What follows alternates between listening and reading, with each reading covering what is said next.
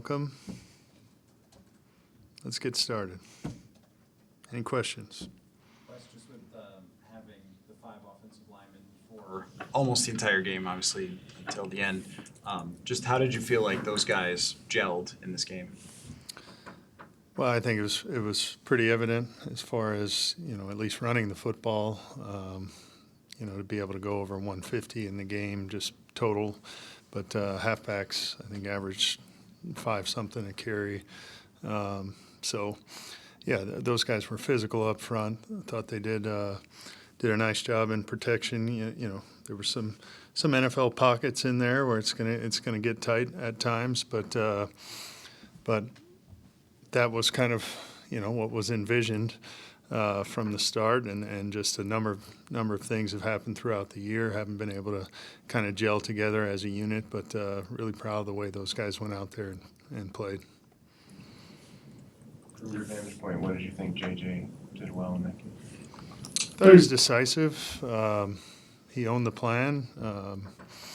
A couple times where he was able to use his legs and steal us a couple first downs there were big plays early in the game. And he went out and played quarterback. He executed the plays, distributed the ball, a lot of different pass catchers in the game. It wasn't didn't feel forced out there. It felt like he was working through the progressions and had good feet for the most part. And I know all that stuff's been worn out a little bit, but he went out there and played quarterback. Executed the plays that were called and had an ownership and a mastery of the plan going into it, and felt confident all week. The plan that you guys used, and obviously it changes every week, but just sort of the bones of it. Do you think that that's like a durable plan over the time? Well, the plan, hopefully you have some core concepts that you're kind of can rest your hat on a little bit, but the plan is going to change from week to week based on what we're seeing from the defense. So, I know a lot's been talked about, but whether it's runs or passes, fronts, coverages, there's new challenges every week in this league, and different structures of defense that is presented to you, and you have to, the best thing we can do for them is try to put together a plan that gets guys open, gets number one open more often than not, is ideal. Not always going to happen, but you're trying to find ways to attack the defense and at the same time do things our guys do well. Wes, when you're going through game planning with a quarterback at JJ's stage of his career, first year doing this, how much of a learning curve is there for you guys as coaches about what he likes, how to coach him, how to work with him through game planning? Yeah, I think you got to be careful with what they like. I mean, you obviously don't want to call plays or put plays in that they don't like, but sometimes there's just a level of a young quarterback doesn't always maybe see it the way we see it, and generally there's some discussions, about certain plays where, hey, and it's not like, hey, I don't like this. It's, hey, what are you seeing here? And that's the question you'll get from him. What are we thinking is happening on this scheme? And then once it's explained, oftentimes, Kevin might pull up some clips, say, hey, this is what we're seeing in this coverage. Do you see that? And generally, the quarterbacks in this league, they understand those types of things. But yeah, we're our job is to try to put in plays that our players can execute. So, if there's something we feel like, it's just not quite there yet with any player at any position, or, then we'll try to stay away from those things, or try to coach it hard during the week, and if we really like something, and give them the why and make sure they understand why it's in. When you're working with a young QB too that's going through first-time-facing defenses that have probably more disguises than you see in college, what is the process like for that player of learning to progress and learning to read things when it's going to be a little more having to see it in real time? Yeah, I think sometimes, and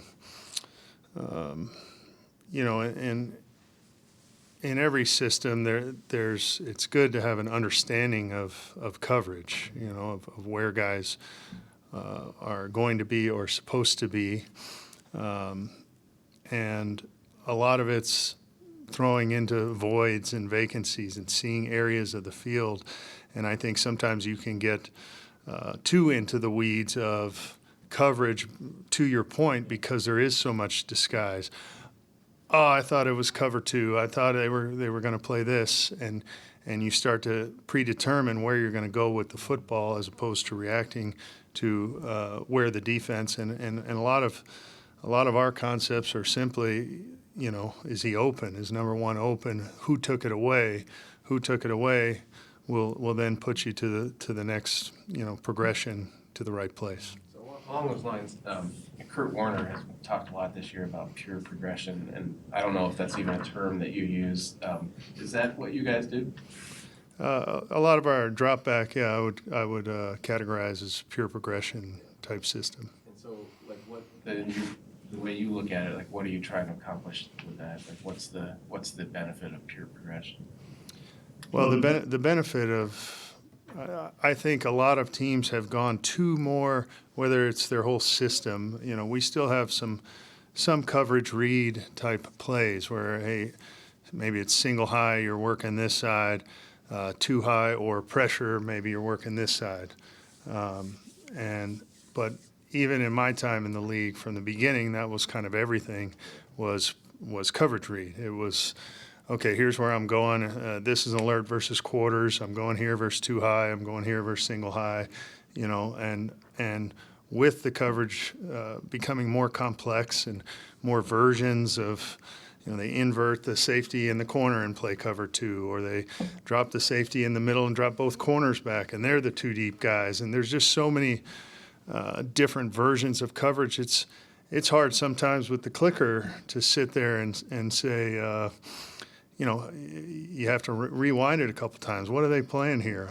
Sometimes on certain snaps, and there's more coverages where maybe it is quarters, but depending on this guy's release, this quarter safety is going back to the post. It looks like single high in some of those cases. So I think it's hard on a quarterback to sit there after the fact and say, hey, this was three. You should have gone here.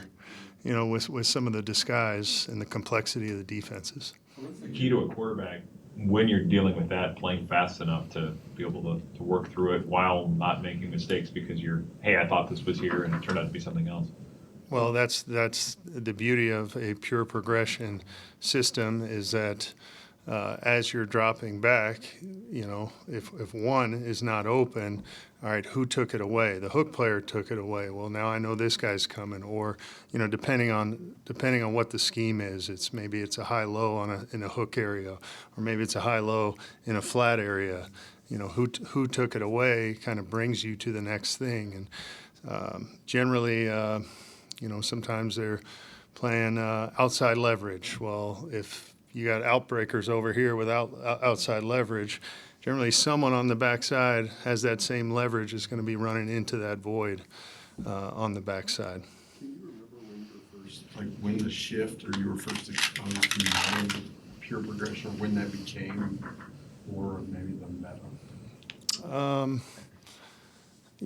I couldn't tell you when all the systems in the league, I just knew where I was at, started to trend more in that direction. But I do have a memory of one of the first times we saw like an inverted two on the backside. It was I was in Dallas. We were playing the Washington team, and they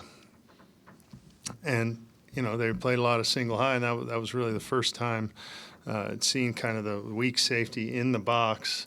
Looks like they're playing kind of what we would call 3 weak, rotated down to the weak side, and we had a comeback by our ex out there, and Tony Romo he was great at seeing the field and knowing where guys should be and seeing coverage, and he just dropped back 1, 2, 3, 4, 5, 6, 7 hitch and just turned and let loose a comeback. But this safety had had run out underneath and became the flat player underneath and just, basically hit him in the chest there, and the corner was playing the half over and we said, oh, that's pretty good right there, give you the 7-man box and show you single high coverage. And some of our stuff at the time was kind of, hey, we were throwing the ball versus single high, and we're running the ball if it's shell, kills, we called them there, cans here, doesn't matter the verbiage, but we were like, ooh, that's kind of an issue. So do you even need to have, after the play, like have known exactly what defense it was? I mean, does it matter if you could say that was inverted cover 2 or that was cover 3 or what, Well, if you were just following the progressions? Well, within those coverages, I mean, we're trying to get a sense of what they're playing in certain situations.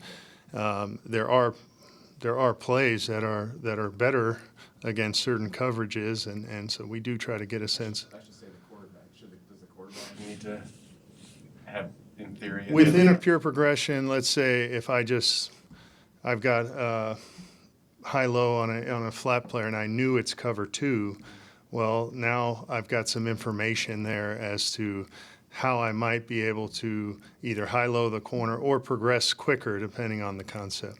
So having that base coverage recognition and understanding is good if you know it, but if you don't, you can always fall back on working through a progression. What do you think of Dallas's defense and what they present?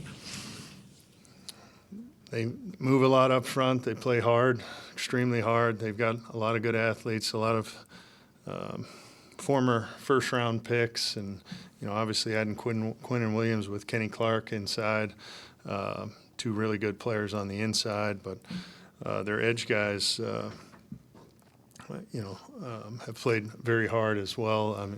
54 and 41 are guys that don't get a lot of play, extremely hard, along with the more name guys, Fowlers and Clowneys, and they got a lot of talent over there. The linebackers are very athletic. Hooker at safety has been a good player in this league for a long time. Diggs, we'll see where he's at as far as being able to play this week. But Bland has obviously been great ball skills. He's kind of a dangerous guy out there playing that field corner to try to throw some balls out there on him. So it's a good defense. I always said, when Flus was here, I got a lot of respect for him as a coordinator and scheme-wise and how they attack the football, the whole system that he's run. And to his credit, he's a good coach. He's doing some different things there with those players than he did in Chicago with the group he had there. Last one.